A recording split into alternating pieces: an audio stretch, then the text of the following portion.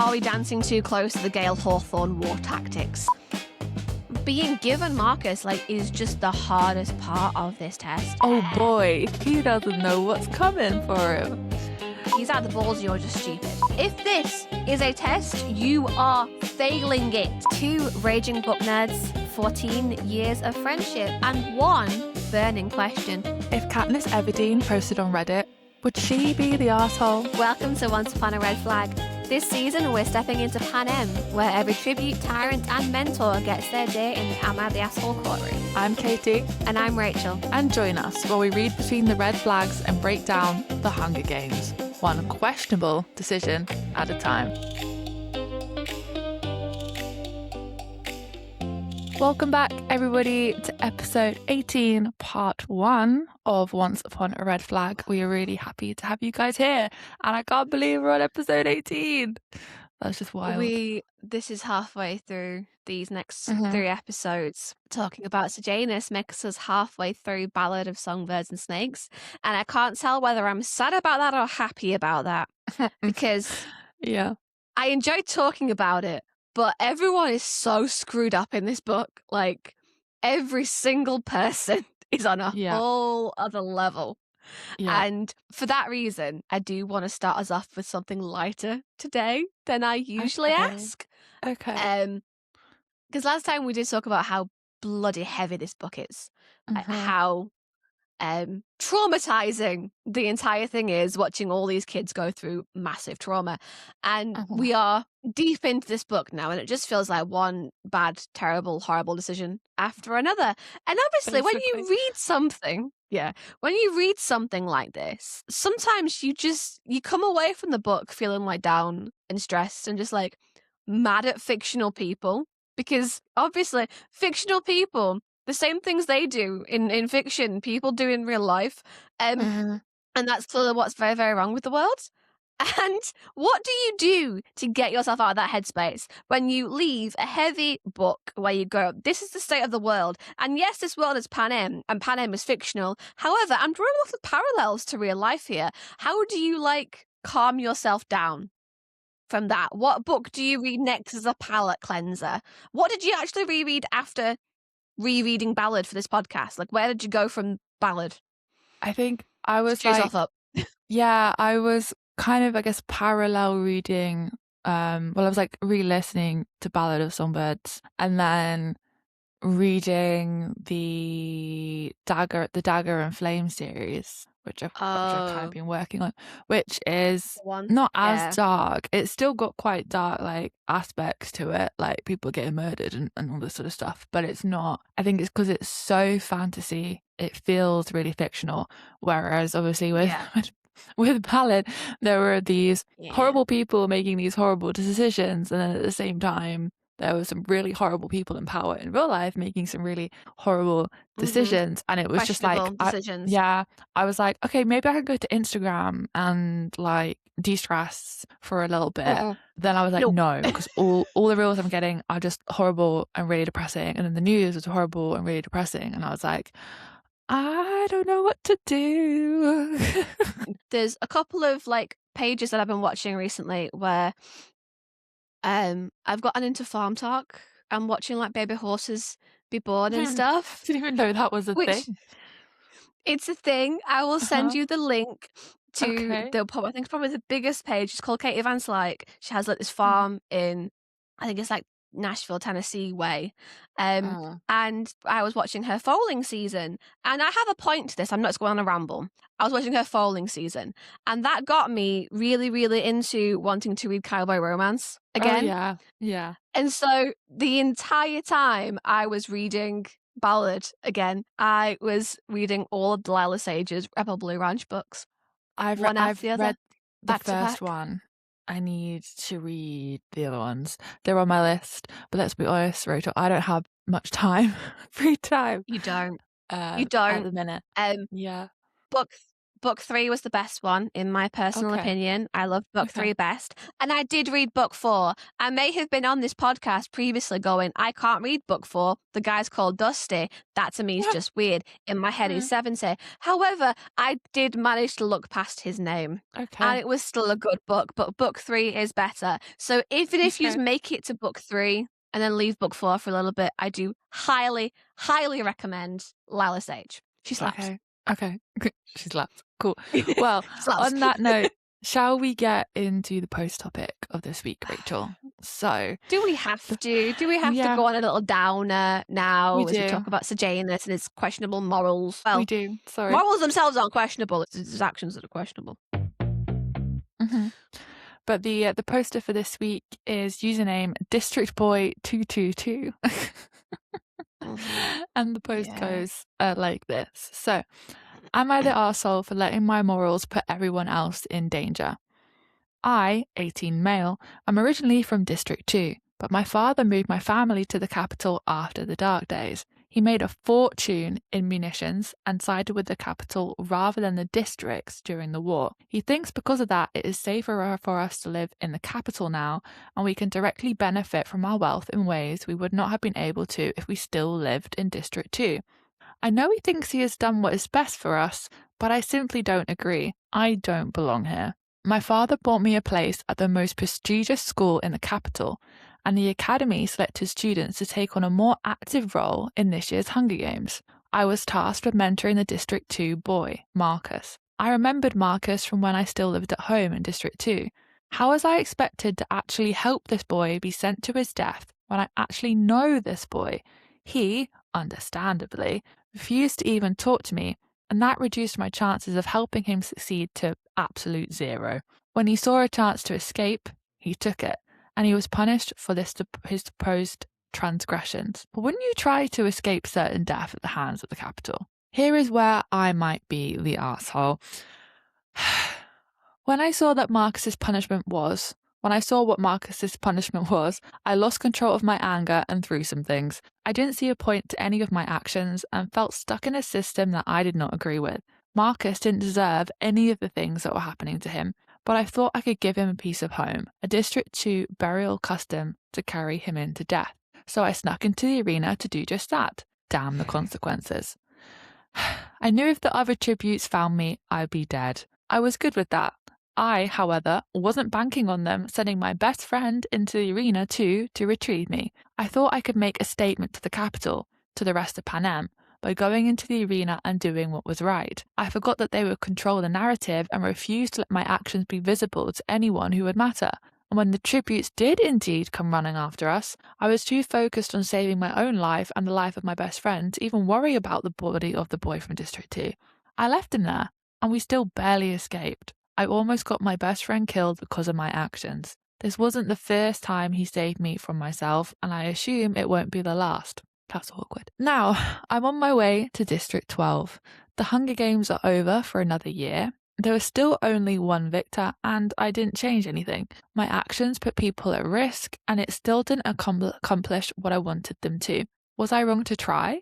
Is it okay to put people at risk if the potential change would save even more lives? Would I be the arsehole if I tried again to change the horrible system in which we live? Yeah.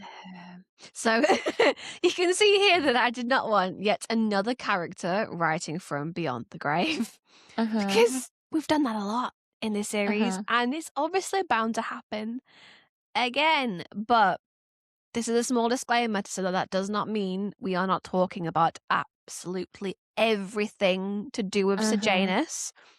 Just because we can see into the future doesn't mean that we won't be talking about it. And we will also be going into everything that happens in District 12 that he has conveniently left out. And we will finally be talking about Sejanus and Snow's complicated and one-sided friendship. Yeah, it was really awkward calling him his best friend and how his best friend's going to save him again in the future. And I'm just thinking, oh boy, he doesn't know what's coming for him. Hasn't got a clue. Poor Sejanus. Yeah, that's really awkward. Well, shall we get into it and shall we really start pulling apart this? Is this going to be our most complicated balance yet? We'll see. Because let's find out. Up to this point, we've been talking a lot about people who have very obvious morals, or people who are very obviously assholes and are just trapped in the system. And I don't think that applies to poor Sejanus. I think this is about to get even trickier than usual. Okay, let's start by talking about who Sejanus is, because he is a very different character to the rest of the Capital mentors. Because yes, Sejanus Plinth is a student at the Academy with Coriolanus Snow, and he has been since he was 8 years old, but Sejanus simultaneously is and isn't Capital, which is a bit confusing. So he got his place at the Academy due to his father making a mint during the war. Due to his investment in District 2 munitions and manufacturing, Strabo Plinth, Sejanus' father, basically sided with the Capital in the dark days rather than his district home, and reaped the financial benefits of this decision.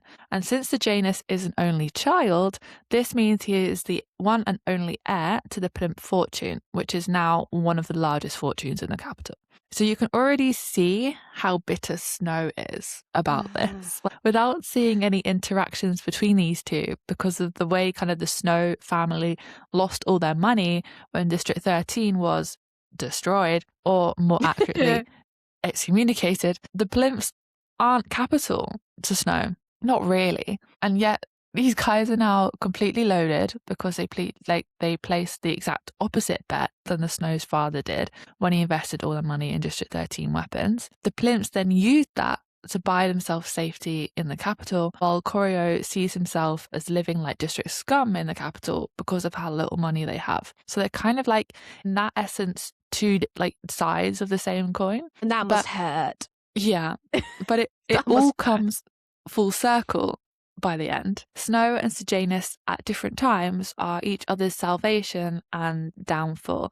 One falls and the other rises. The Snows fell and the Plinths rose. And then the youngest Snow caused the youngest Plinth to seriously fall from the very little grace he was skirting by on, only for young Snow to basically seize what young Plinth left behind. It's like a seesaw of who will kind of get the top spot until they ultimately combine forces with the troublemaker out of the way.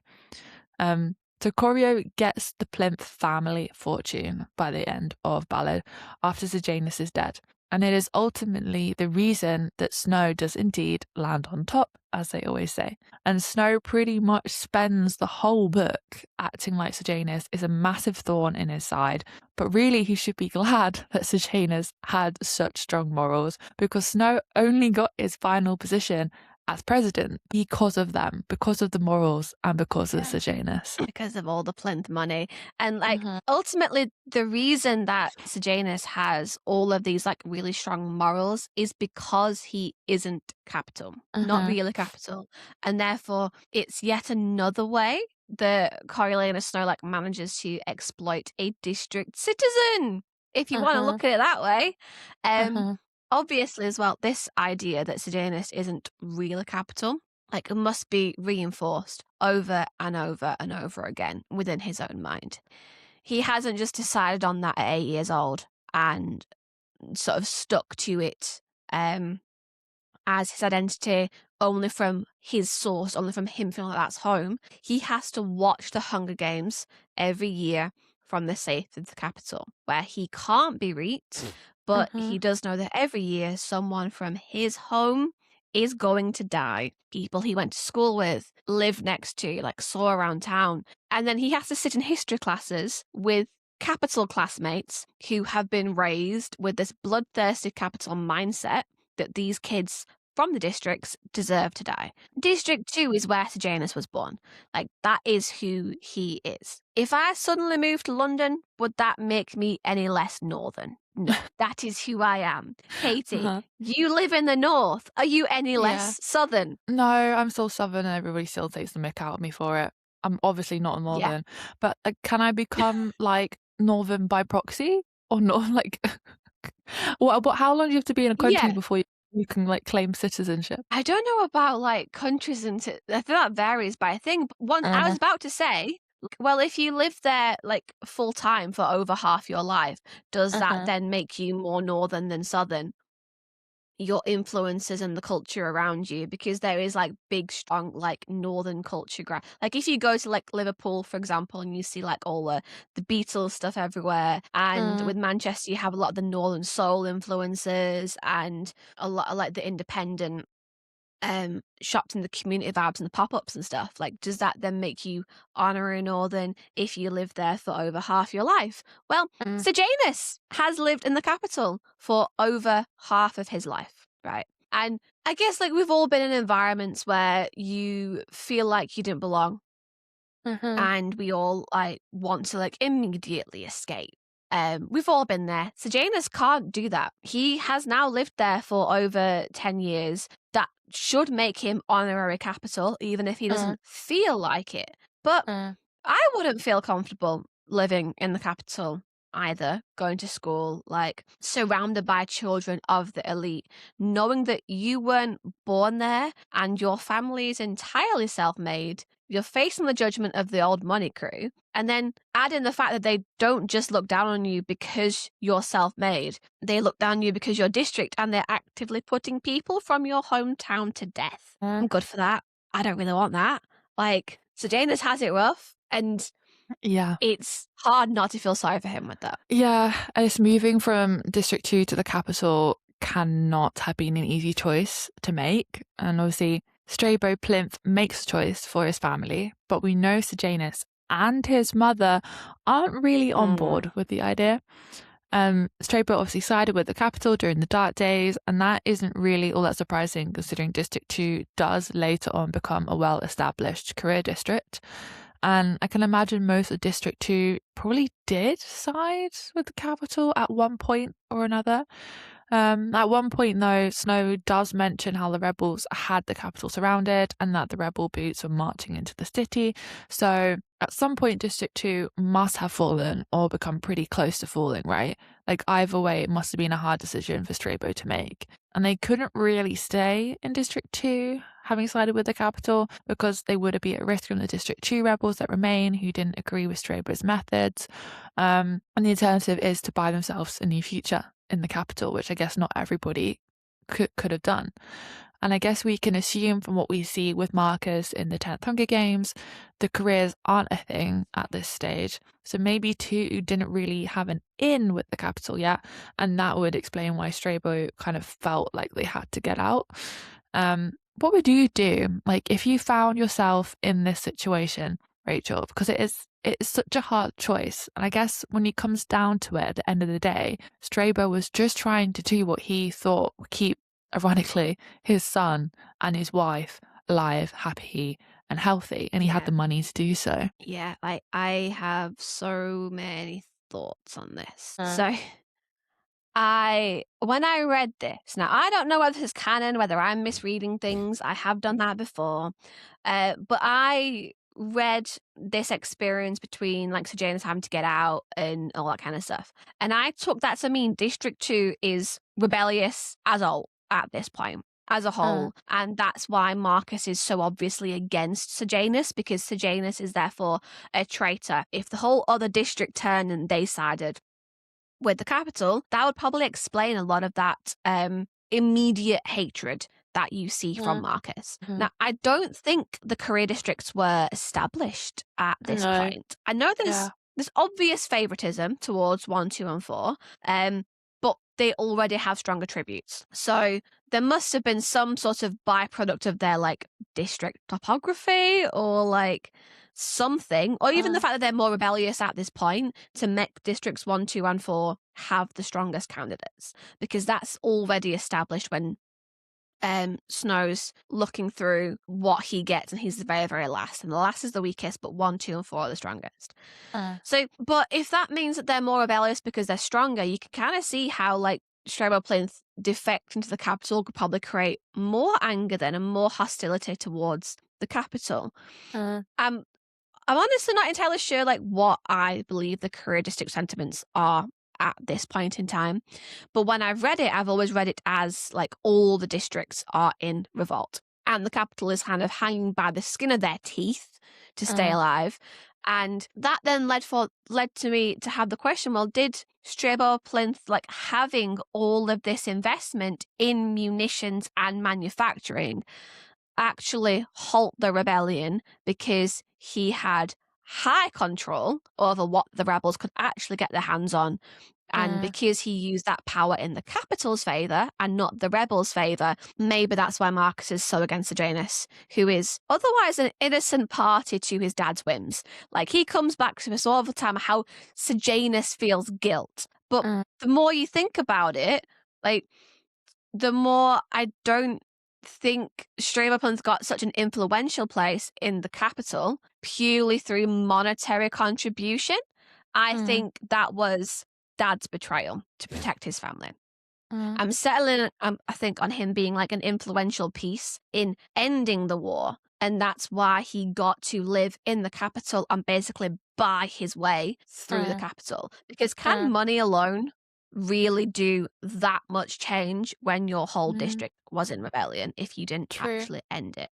And then I was reading about the career districts as like coming about because Snore as president wanted to manufacture that same mentality that Strabo himself had.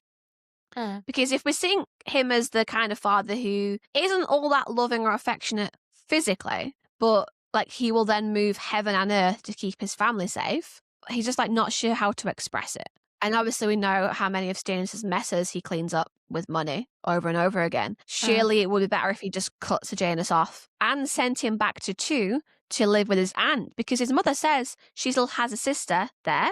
Like, that is so clearly what Sejanus wants, to be district again. So if Strabo knew how the Dark Days would turn out in the end, is that why, like, if he thought if it continued for much longer than it was already continuing, did he think, like, if that happened, he would die, his family would die anyway? Like, there's this idea that ultimately they're all going to kill each other off in the end. That's even spouted in Mockingjay. So did he think that is what would happen, and this was a way to end the war, to save the people dying, and then save his family in the process? Because if that's what he was thinking would be the likely outcome, and that's the question that you're asking me, what would I do? Well, if that's what Strabo did, like, if he would rather betray his district than have his family die, can you blame him? And then that would then make Sejanus the exact opposite of his father, because Sejanus would rather hold to his district even if it risks his loved ones, because that's what's right and regardless of the risks. So you have this idea of the apple falling really damn far from the tree, because if Strabo has done this not for a moral reason, but because it protects his family and even ends a war, if he's like Beatty weighing up the pros and cons, we aren't that harsh on Beatty's choices, are we? So if you're asking what I'd do in that situation between having my family die and betraying my home, but everyone gets slit, might be a bit pissed at me, don't get me wrong, but we're not killing each other off anymore, I can't say for definite I don't have kids. I would like to say I'd do what is right, but then it's stopping people from completely annihilating themselves morally justified if you betray your roots. If you're protecting your family, is that then justified? Could I see myself as stopping a war in the way that I theorized Strabo might have done? If I had the resources, I'd like to think I would. And then if it saves lives and protects people that you love, it's a win-win. But then are we dancing too close to the Gale Hawthorne war tactics? You know, like, we know District 13 was the biggest driving force behind the Dark Days. We know what Coin would have done to Panem. Like, who's to say Strabo didn't suspect 13 of that back then and decides this is the best way forward? But then are you just, there's too many unanswered questions where you go, well, if that happened, that could have happened, that could have happened, that could have happened. And then you go, well, am I cutting my nose off to spite my face? Am I just killing a lot of people off to prevent more death? What do you think? Why did Strabo leave? Has any of that given you any opinion? I have just ranted at you about Strabo's potential politics for the last 5 minutes. I think he's just one of those typical dads who, especially a dad from like an army background or a fighting background, you know, obviously trades and ammunition, who can't really express that he loves someone or can't really communicate his emotions. So what he's trying to do is use his money to do what he thinks is best and keep his family, his wife, who hopefully he loves, and His his only son, child. yeah, his only child, safe and alive. And I think a lot of fathers, anyway, would do the exact thing that Strabo has done if they were given the chance to. I don't think it's Yeah. that surprising. You can't really like fault him for doing that. Ultimately, like he has given his family the best life he could possibly have, and I can also understand why Sejanus then not falling in line to this plan is a kick in the teeth, because if Strabo has risked as much as he has to keep his family safe, give them an opportunity that they never would have received in the first place, you can see why he keeps throwing money back at Sejanus all the time, because Yeah. I've already put all this money out and done all this for you. I'll be down if I'm going to let you throw it back on my face. And not cut him off, but also that love of wanting to protect him all the time. But ultimately, though, like, I think the harder part of all of this is living in the capital as a district citizen, if that's the case. Like, if you have done all this for the good of your family, the harder part of it isn't doing it, it's the living with it afterwards. Because even if you've made the choice to turn capital for the right reasons, you would have to live in the capital and pretend that you are on their side and that you are against the district scum and they deserve the Hunger Games. You'd have to completely pretend to be a massive turncoat and go against what would ultimately be your nature. And that has to be the hardest part of the whole damn thing.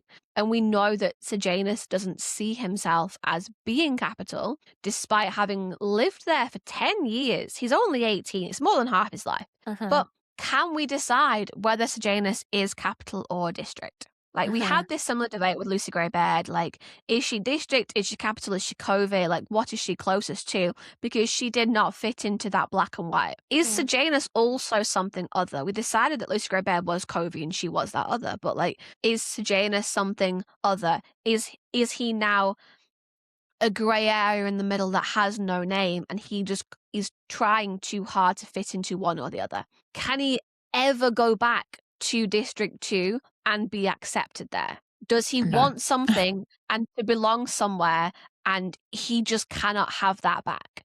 But he cannot see a way that he cannot have that back. I think if he had been younger when the war started and he'd moved maybe when he was like 3, 4, he wouldn't know any different. He wouldn't know any different. I think it would have been a lot easier, and I think he would have just ended up like kind of the rest of the people, like at the academy.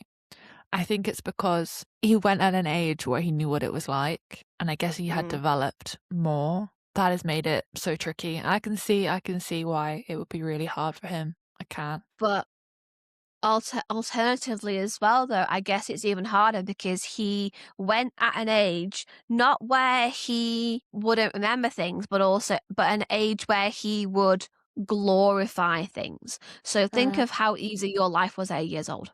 Think of how much like you remember of that time as being play dates with friends and Saturdays watching Disney Channel and all that stuff, and somehow you forget those times where you maybe weren't having a good day, or you had a test at school or something, or there was something that happened on the playground. You forget all of that. You forget all of what you were growing up in. I don't remember the news headlines from when I was 8 years old. I didn't care enough to know the news headlines when I was 8 years old. Yeah, so true. In Sejanus's mind, at 8, as he's moved to the capital, all he knows is that life in District 2 was good, because if his parents love him this much to pull him from the capital, they will have sheltered him from the realities of the war and the rebellion that was going on. So he also then has this really warped idea of what District 2 was like back then and what it is like now, because everything is through his little rose-tinted 8-year-old glasses. And so he just sees glory, wonderful, fantastic. He doesn't remember peacekeepers and all the fighting that was going on around him. So even then, like, the age that he was pulled out is probably also a disservice to him, because he wasn't old enough to know the realities. Okay, so regardless of whether Sejanus is district or not, we do know that he isn't really accepted as capital. We obviously read Ballad in third person, but we follow Snow's view of things. And he points out when Sejanus arrived in the capital at the academy, it was very obvious that he wasn't capital, and that his family had basically bought his way into the school and into their life. Almost all the other kids were taunting him and bullying him and making his life a living hell because he wasn't one of them and he didn't belong. Snow himself almost joined in because he says it would have been so easy to sink into that behaviour as well. And this really shows you the extent of what was happening to Sejanus. But instead, Snow actually kind of set the precedent of leaving Sejanus alone instead. But it wasn't because he wasn't worth his time and energy. And Sejanus saw this as a kindness. And this is how we get to Corio being kind of Sejanus's only friend, when really Corio just didn't want to worry himself by dealing with someone who was lower than himself. Which is so sad because Sejanus thinks that someone finally might like him and kind of take pity on him and make his life in the capital now not quite as bad. And it is clear that Sejanus carries a lot of guilt, obviously, for moving to the capital away from District 2, even though he was 8 years old and it wasn't his choice to do that. And I think regardless of how the capital was going to treat him, I don't think he ever would have really been able to let go of where he comes from. I think he will always have thought his name should have been on a reaping slip. We can speculate a lot about what Strabo felt and what his morals are and why he made those choices, but we don't really know enough about it to decide one way or the other. But we know Mrs. Plinth misses District 2, and Sejanus seems to take after her in a lot of ways because he feels a lot and seems to function based off feeling rather than logic. And following those feelings really gets him into a lot of trouble. Mm-hmm. The capital, is not the place to be following those rebel sympathiser. Is that the word? Sympathiser? Sympathiser. If the kids were horrible to him in the school grounds, as he becomes an adult, he is just graduating to the big leagues, really. Corio's grandmother pretty much represents all the negative feelings about the districts that are flying around the capital. She says anyone from the districts is barbaric, only drinking water because it doesn't rain blood. Just let that sink in. She presents them as being inhuman, and so obviously someone from a district living in the capital who is on the side of the districts is not going to go down well. And all the big ways that Sejanus shows he's more aligned with the districts in the capital is basically every time that he speaks or acts out against the Hunger Games themselves. It's not subtle, is it? It's not subtle in the slightest. He is very, very vocal with his opinions. I guess it all starts with Sejanus even being a mentor in the Hunger Games to begin with. Because even if you let's remove the district he is from, that he's given from the equation as well right now. The fact that a boy from any district is going to have to mentor a district kid to protect them from death at the hands of the capital, that itself is barbaric. But I can totally see why the capital would want to do this in the first place. Because no matter who we think it is that got him his place on the program, whether it was natural even because he was one of the best and brightest to get him that top place. Do you know what I mean? Regardless of how he got that and whether it was just a pure coincidence and it was a good way of utilizing something he achieved himself, wouldn't you do it as well? Why would you remove him from the roster if it is purely accidental? Because he is meant to be capital now. He has lived in the capital over half his life. He has been educated in the capital. Whether he was naturally there or the place was bought for him, this is now the perfect test. This obviously, all this stuff that comes out in this book cannot be the first time that Sejanus has expressed sentiments that lean towards district rather than capital. He's been there 10 years in their chase system. They have obviously talked about history and the war multiple times over in different classrooms all over those years. He has obviously brought up this leaning towards the district previous. And he is now about to graduate. and become a fully fledged adult into university and into the capital workforce. And he is the heir to a massive fortune, possibly the biggest fortune now in the capital because of how Strabo profited from the war. Seeing where his loyalties lie, kind of now, before it becomes a problem, it makes sense. It does. Yeah. So he's in a difficult spot, obviously, being involved in the Hunger Games to begin with.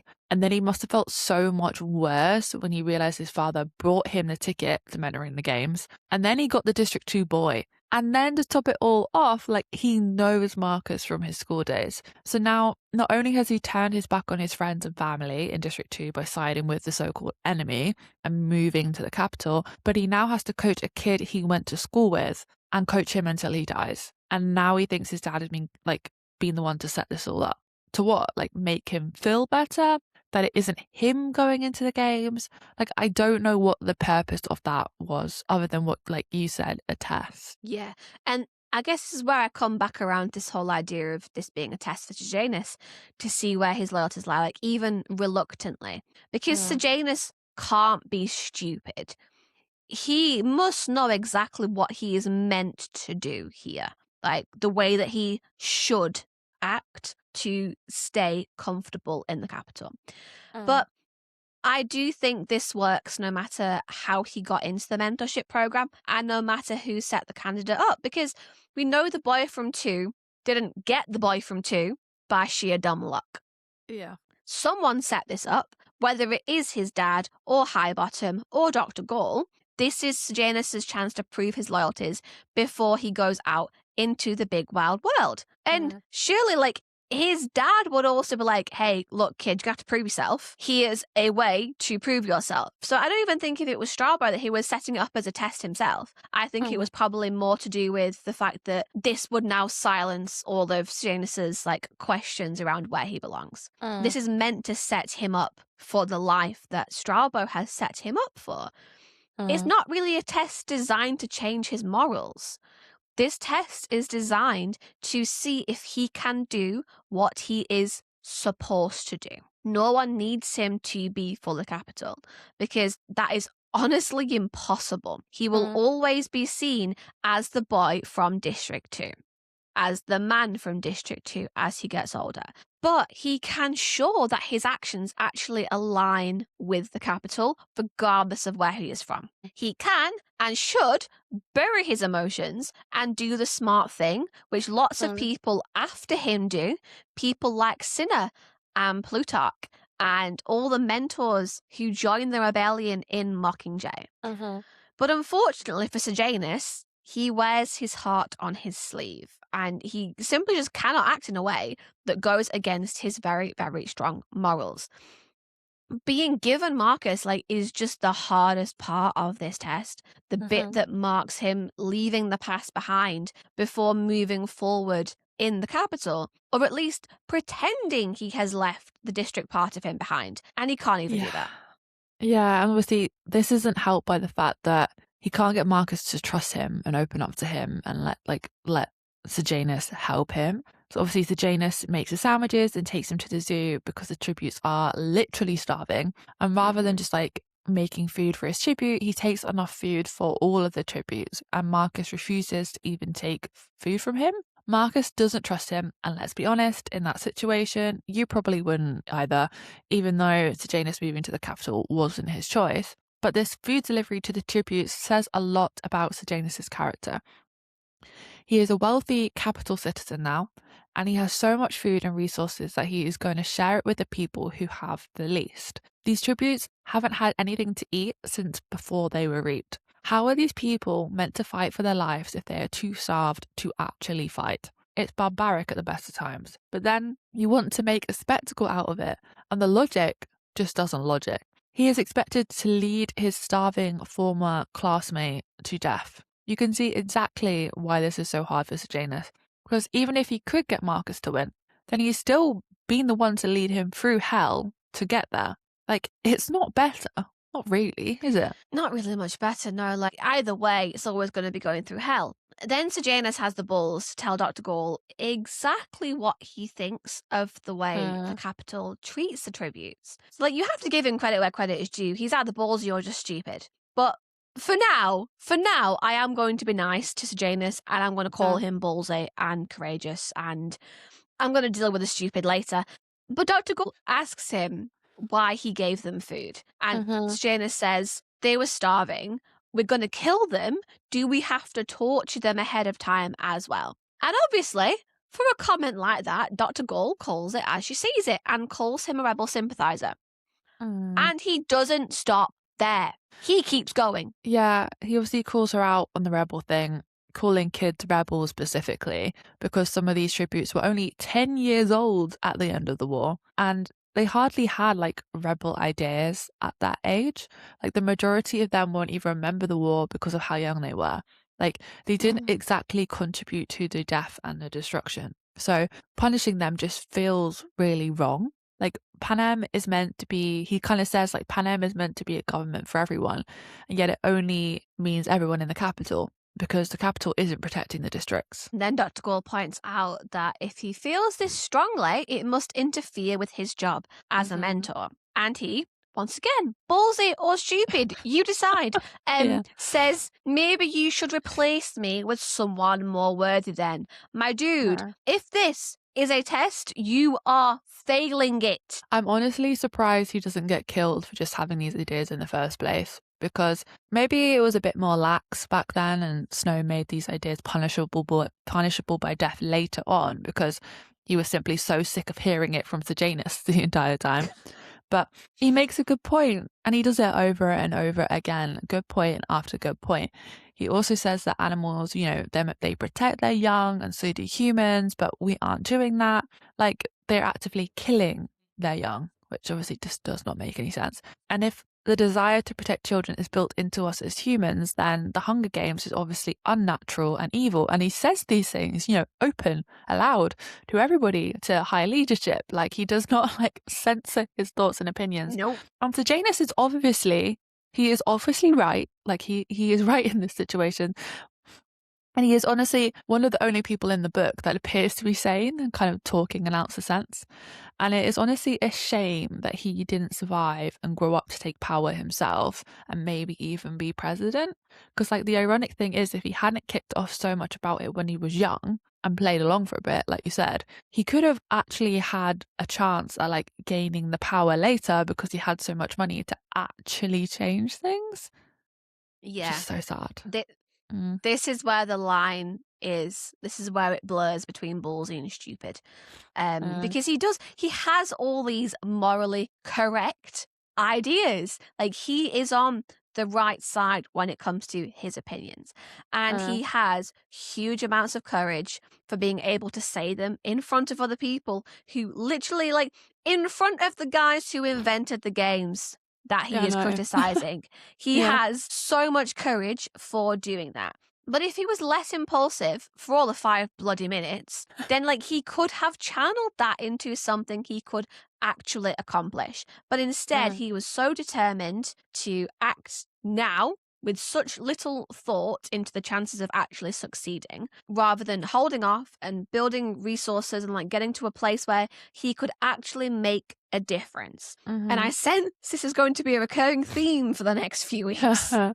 Yeah, I mean, Sejanus's morals creep into kind of every part of this book, into everything he does, especially as a mentor. And Sejanus's districtness, specifically district 2-ness, is not something that would ever leave him, and it was always going to be hard for him to fit in anywhere now. And I want to kind of bring up the scene in which Arachne gets her throat slit by her own tribute at the zoo. Like, we talked about this a lot in the Snow episodes, and we focus on Corio's reaction to this.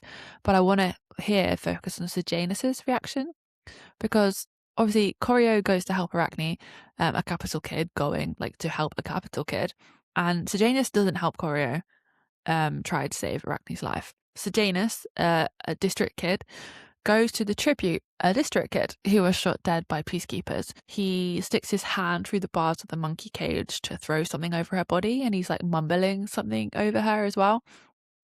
Snow figures out what this ritual is when he does the same thing over Marcus's body later, because Plinth explains to Corio that he's like carrying out a District 2 custom, like sprinkle bread over the body of the deceased to make sure they have food on their way to the afterlife, which I think is such a lovely kind of like sentiment. thing, really. Yeah, a lovely sentiment, especially for a tribute.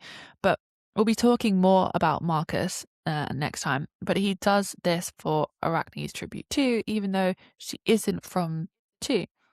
And it just proves how much Sejanus' districtness drives his actions, how deep that belief runs, that he, turns his back on someone who shares his current life, his capital life, wearing the same academy uniform, to give these last rites to a girl he doesn't know.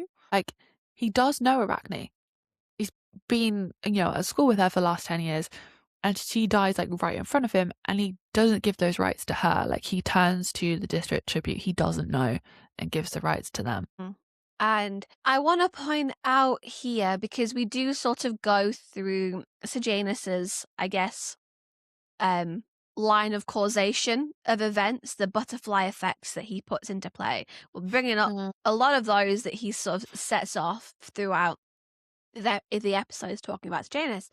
Because I want to point out here that you can kind of view him through that line of causation as having a more direct hand in Arachne's death than he does in Marcus's death. And the death of any tribute who dies in the arena, but he seems to carry a level of guilt that implies he sees himself as responsible for the district kids' deaths, but not Arachne's. So if we look at this logically, in terms of Sejanus has no direct involvement in his living situation, the fact that a district kid gets killed every year in the games, in the hardships that everyone in the districts face, but he blames himself so much for that. But then on the flip side, if he didn't start the trend of feeding the tributes, Arachne would not have been at the zoo taunting her tribute. So Arachne would not have died. Like, it is not direct causation, and you cannot say Sejanus is responsible for Arachne's death. However, it's interesting that the link between those two actions there is a lot closer than his link between the actions that happened to the districts. But yet, he seems to blame himself as if he is the one who is out there slaughtering district kids. And yet, even though it's a much shorter line of causation between the sandwiches and Arachne, that never even enters his head as being something to feel guilty for.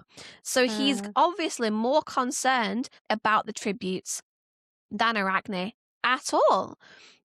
And just the act of feeding the tribute in the first place, Sejanus says, has aligned him with the districts. Like, he has broken his dad's number one rule. But every action Sejanus does breaks this rule over and over and over again. And I think we can see exactly why his dad has this rule in the first place. His father pulled him from District 2 because it wouldn't have been safe for him there. He got his child out of ever having to suffer through a reaping himself. Sejanus never has to be rounded up into a town square and wait to see if his name is called. They literally cut off all their friends and family from District 2. Clearly, they could not make new friends in the capital because they're too district for that. So all they have is each other and their lives. That is all they have. And now Sejanus is paying his last respects to a dead tribute over his classmate who is meant to be more like him because they are now both meant to be capital. Yeah. We already know exactly where his loyalties lie, and we have barely even scratched the surface of how Sejanus' actions get more and more questionable. So right now, if you were to assess the am I the arsehole question, am I the arsehole for letting my morals put everyone else in danger, what would you say? Like, how much of an arsehole is he? I think you're right when you said he is the only one talking sense. I think everyone around him is an asshole completely based on what we've discussed so far, and he is the only one who sees things clearly. But I do you think he's very vocal in an environment where being vocal about your opposing beliefs is dangerous? So while I don't think he's an asshole right now, I do think he's being very, very stupid. But at the same time, as I'm sort of saying this aloud, I'm drawing comparisons to dissenters of toxic governments that exist in the world right now, and wondering, in what way are whistleblowers any different to Sejanus? And I guess I want to make a point clear of the fact that in real life, there are more people who have differing views. And in my head right now, I keep drawing these parallels of people who sneak information out of places like North Korea, and how that's different to what Sejanus is doing in the capital. And it's all based on chances for me, because I am going to start tearing into Sejanus in these episodes coming up. And I kind of want to preface this fact with IRL, in real life, you do have the internet. There are ways of getting information out there to people who are sympathetic to your cause. And Sejanus's chances here, he is ballsy, he is gutsy, right? But what are his chances of actually getting useful information and rallying enough people in the capital with his words to make change? And that's where my line's going to start creeping in, I think, going forward. What do you think with all this? I think at kind of this stage, I like, part one of our Sejanus story, I think he isn't really being an arsehole, but what I think he is being is quite naive, almost in an essence of naive to how dangerous what he is doing is, how much it could backfire. And I think he could be so much safer and kind of more intelligent with how he is approaching this. He's obviously approaching this with no plan. There is no plan. If he maybe had done a plan, like I said, he could have taken power if he had, still been alive to grow up and make those changes. I just don't think he doesn't seem to have the ability to see ahead that much. Yeah. I think that's kind of his downfall. I will be getting into that later on. Okay. But follow-up question. I guess, do you think there is a way forward from here that could end with Sejanus being called an asshole at all? Any percentage of asshole? Or do you think your final vote will be that he is a misguided little idiot? But you can't really fault him for that because his heart was kind of in the right place. Because I'm wondering, like I've said multiple times in this podcast, I haven't gone big into internet discourse around Sejanus and the Hunger Games. I have tried to give my take in an unbiased way. So I don't know what the general sentiment of Sejanus is. So I'm wondering if I've got a hot take brewing, or whether we're all gonna call him out on some things that mean that maybe he's not coming from the right place, and that maybe it isn't about other people and it's more about himself. I'm not going to dive too deep into that because I know we're going to get into that in the next couple of episodes, but I think if it gets to the point where his actions start endangering people's lives or ruining people's lives, and he's aware of that and still continues to do it anyway, I think that's where you start to cross the line into being an arsehole. But I guess we will get into that in the next couple of episodes. And so this was part one of our Sejanus episode of Ballads of Songbirds and Snakes, and I hope you are enjoying these episodes being split into kind of more bite-sized, digestible chunks.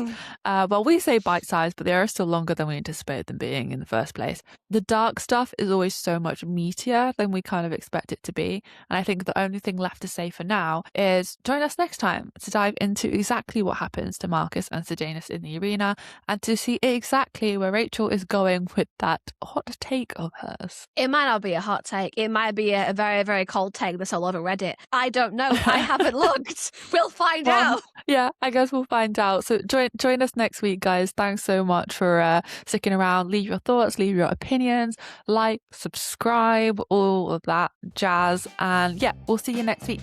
Bye. Bye, guys. Thanks for listening to our podcast, and don't forget to let us know your thoughts on all of our potential assholes. No matter what platform you're listening to us on, make sure you like, comment, subscribe, upvote, and all of that stuff. If you like what we do and want to find out more, all of our platforms are listed in the description or show notes. We're a two-person team, so any support or feedback is always greatly received. Tune in next time to Once Upon a Red Flag.